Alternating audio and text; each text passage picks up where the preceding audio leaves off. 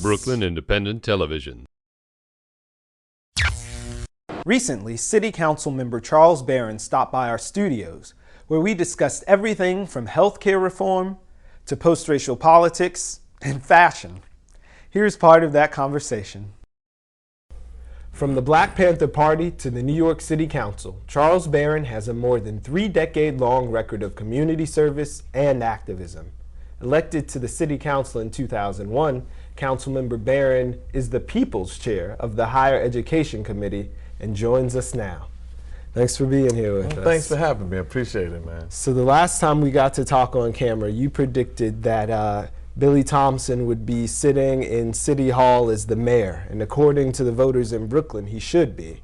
So what would you recommend that all of those people who might feel disenfranchised direct their energies? Well, definitely for holding Mike Bloomberg accountable, but Billy Thompson is a big winner.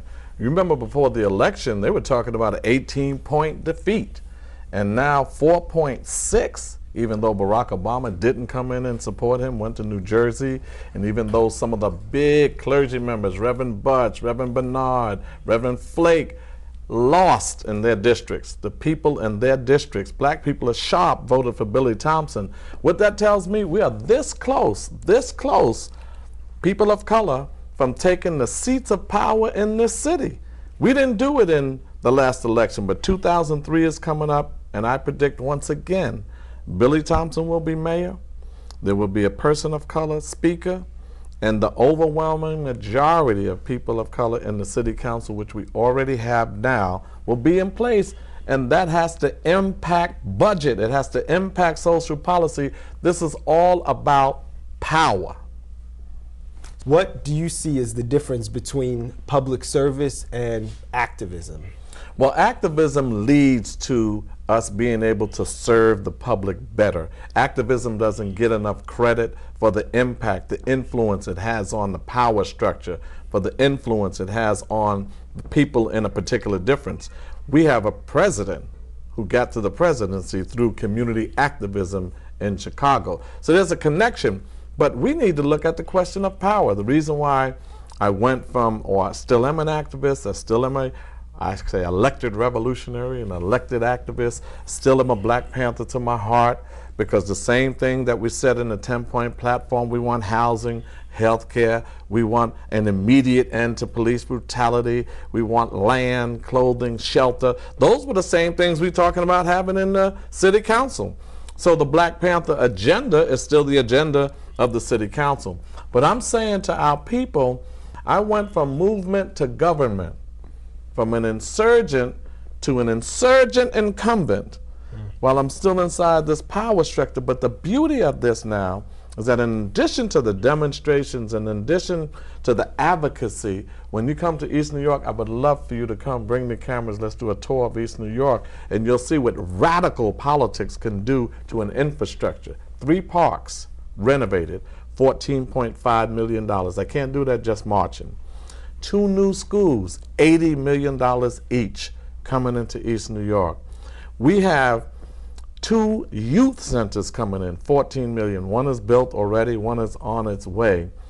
And I have the distinct honor of being the #1 council member in building affordable housing. You can even ask the speaker on that one. Much as we fight, she would have to say he's right, he's #1. So I'm saying all of that, not selling out, not being an Uncle Tom, not being afraid to have any spine to stand up to the speaker or the mayor when they're wrong, not being one that's afraid to tell the police commissioner that he should be fired because his police are terrorizing us, that foreclosures should be dealt with in the $63 billion budget that the city has.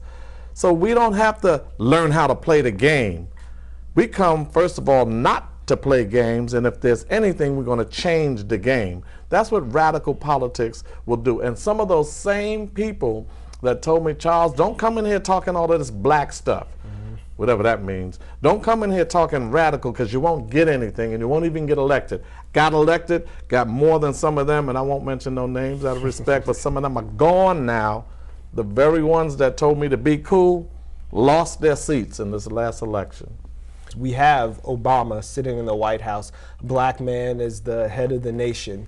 What of this notion of a post-racial politics and a post-racial America? Doesn't exist. Look at the whites in the Republican Party and the whites conservative reaction to a moderately changed health care bill. They're going crazy. They're calling people the N-word. They're threatening, throwing rocks in people's homes. They're threatening people's lives.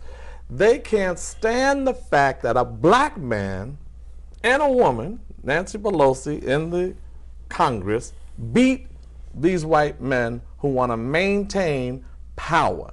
They were whipped badly. That's what I like about the political victory of Barack Obama. What I don't like about the health care bill is that it doesn't reach far enough. It's not single payer. It's not going to really have comprehensive health care for everyone. You may get the insurance, but you won't get the complete care. You are in the city council since 2001. You have your own distinctive style. Why no suits and ties? Because I'm not European. I'm an African. This is an Eastern dress. I'm making a statement that I don't buy your dress for success, shirts and ties. Speak standard English. Half the people in England say that white Americans messed up the King's English.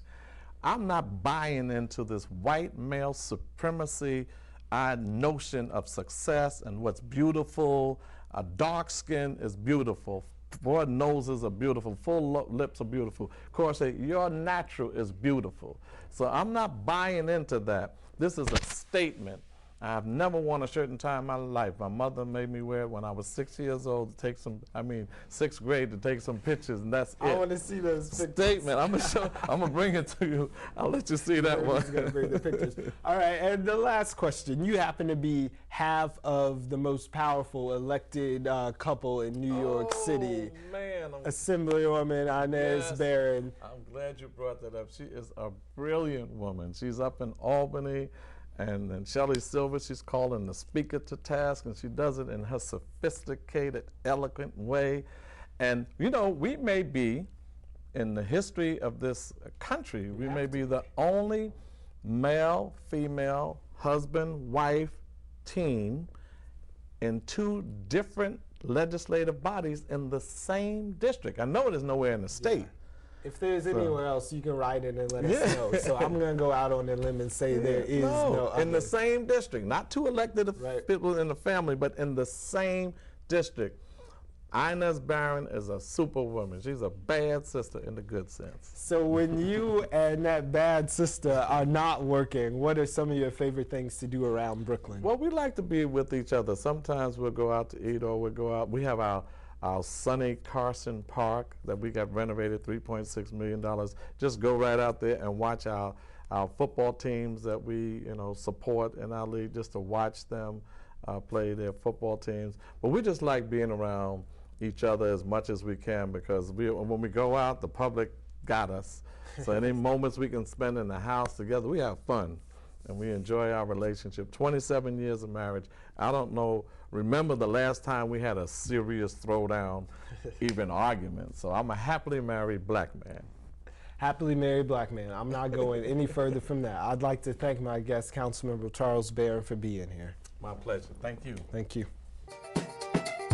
Brooklyn Independent Television on the BCAT TV network.